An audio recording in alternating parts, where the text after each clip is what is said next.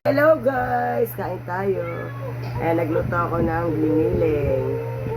Tapos umorder ako kay Marin Melo ng ganito, chili oil. Chili garlic yan. 100 yan, isang ganito. 150 grams ata to. Bango. Kain tayo guys. Lalagyan na ako ng patis. Sa ng chili garlic sa patis. Oh, sarap po. 100 lang per tab. Kain tayo guys. Giniling yan na may itlog.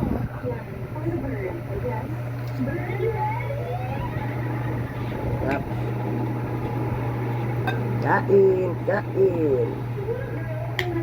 Hello guys. Kain, kain. Sarap. Sarap na chili garlic.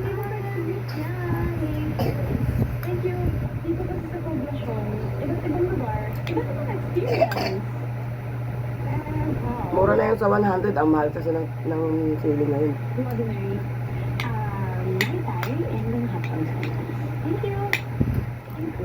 Sarap yung chili garlic. Hindi ko pa rin ba nakakamugan kay Javi? Kung may konting sandali na lang ako dito, gusto ko naman din yung experience ko. And si Javi siya yung... It is what if ko. What if? Hindi mo na siya makontak.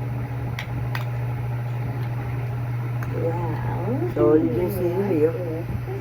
Nananapak sa anghang. What? Nag-deactivate na pala siya? Ano nga naman yung social media status niya?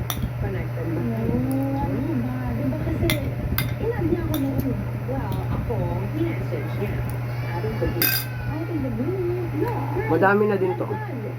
150 grams. Ang dami. 100 lang. Hindi na master ng tama yung kumain ka na eh. Ito ba kanya sa ganyan, girl? Ew! Nagpapakit lang yung tao. Tsaka, it's not the words that matter. It's the person. And, Sarap yung chili garlic. ano ba? Yun yung nag-generate ang kilig. And it's priceless. It's not said, but what is felt.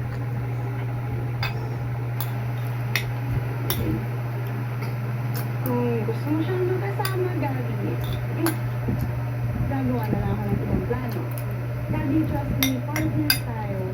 Pero ayoko naman maging team player, girl. At saka ayoko maging third wheel. Yan. Ang sarap. Seriously. Ang hawang ng ano, sili. Gabi, girl naman kasi. Di ba dapat bonding natin to? And I'm just protecting you. Girl, ang dami kong nagiging sa natin to kay Harry. Anong masama? Na-playboy siya.